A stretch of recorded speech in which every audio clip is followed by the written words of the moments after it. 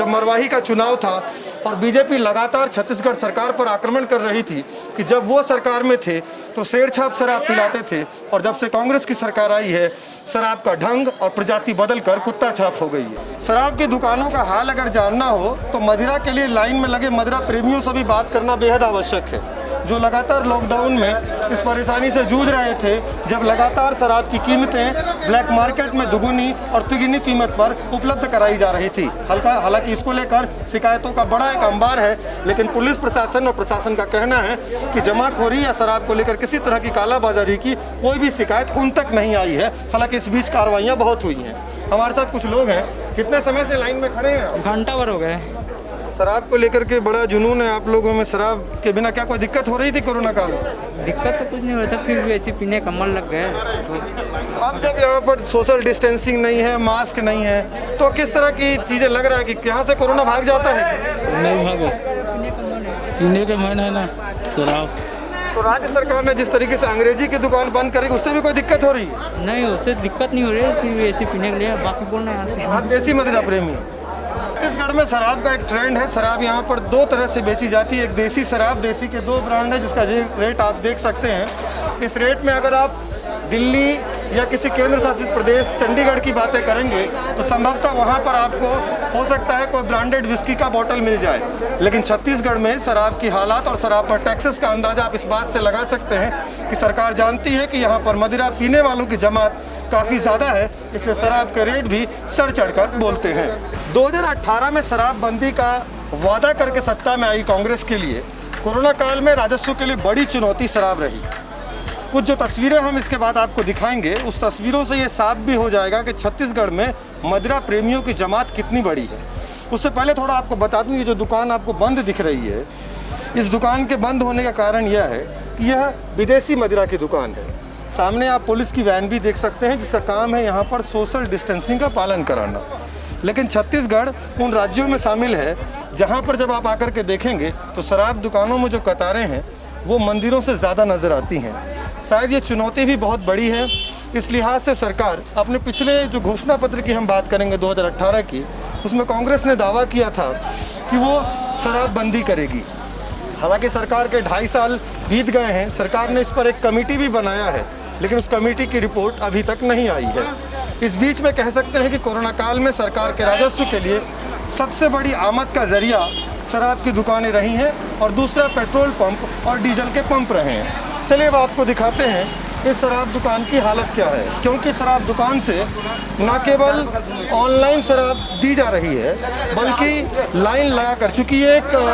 2 शराब दुकानें एक साथ है। यहाँ पर विदेशी शराबें भी उपलब्ध हो जाती हैं, साथ ही साथ जो देसी शराब है वो भी यहाँ पर उपलब्ध होती है। सरकार इस वक्त ऑनलाइन तरीके से शराब बेच रही है। ऑनलाइन में OTP के माध्यम से डिलीवरी का सिस्टम रखा गया है। आप यहाँ पर तस्वीरों में देखेंगे ये काउंटर बनाया गया। ये काउंटर किन के लिए बनाया गया है? ऑनलाइन वालों के लिए। ऑनलाइन पंजीकृत जो लोग पैड करके आते हैं उनके लिए, उन्हीं के लिए है। ये विदेशी शराब की दुकान जी, विदेशी मदिरा दुकान। अच्छा, अभी जैसे लगातार शिकायतें मिल रही थी कि लोगों के पंजीयन नहीं हो पा रहे हैं जब से शराब की पोर्टल खुली, उसके बाद किस तरह की दिक्कतें आप लोग के सामने में आई जब आप शराब दुकान से लोगों को डिलीवरी दे रहे थे? ऑर्डर पेंडिंग बहुत ज़्यादा है और वो टाइम पर डिलीवर नहीं हो पा रहा है, इसलिए बहुत ज़्यादा शिकायतें आ रही हैं। इसकी कोई वजह क्या? वेबसाइट का क्रैश हो जाना है या स्टाफ की कमी, किस तरह की दिक्कतें? वेबसाइट अच्छे से चल नहीं पा रहा है, उसके वजह से ऐसा। तो एक तकनीकी दिक्कत के बारे में भी आपको पता चला होगा कि जिन विदेशी दुकानों से या कहिए प्रीमियम दुकानों से सरकार डिलीवरी देना चाहती थी, ऑनलाइन होम डिलीवरी, वहाँ भी सरकार की वेबसाइट उसे गच्चा दे गई। उसके बाद सरकार ने एक दूसरा तरीका इख्तियार किया। जैसे ही कोरोना की रफ्तार पर थोड़ी लगाम लगी, सरकार कह सकते हैं कि लगातार खजाना खाली होने का दबाव राज्य सरकारों और केंद्र सरकार के तमाम उन हिस्सों में भी देखा जा रहा है जहां पर शराब की दुकानों को खोला जा रहा है।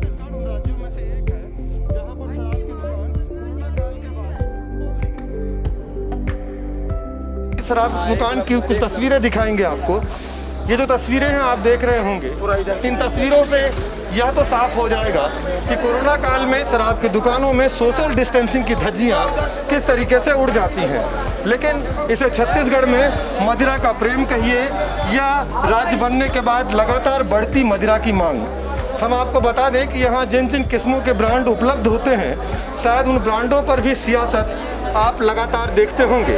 हम आपको बता दें कि इससे पहले हुए विधानसभा के उपचुनाव में भी ये नारा खूब जोर शोर से गूंजा था जब मरवाही का चुनाव था और बीजेपी लगातार छत्तीसगढ़ सरकार पर आक्रमण कर रही थी कि जब वो सरकार में थे तो शेरछाप शराब पिलाते थे और जब से कांग्रेस की सरकार आई है शराब का ढंग और प्रजाति बदल कर कुत्ता छाप हो गई है।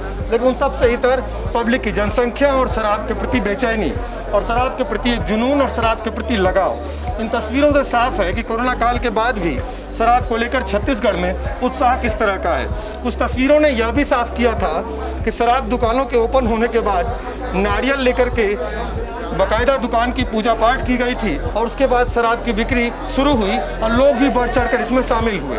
अब इसे एक सामाजिक बुराई कहिए जिसे दूर करने की कोशिश लगातार सरकार करती है। लगातार सरकार के विज्ञापन पोर्टलों पर, लगातार सरकार के सुझावों पर आप देखते होंगे कि लोग शराब पीना छोड़ दें। लेकिन कोरोना काल के बाद की ये तस्वीर बताने के लिए काफ़ी है कि छत्तीसगढ़ में शराब के लिए जो जुनून है वो किस कदर हावी है और सरकारें भी उसका फ़ायदा किस तरह से उठाती हैं।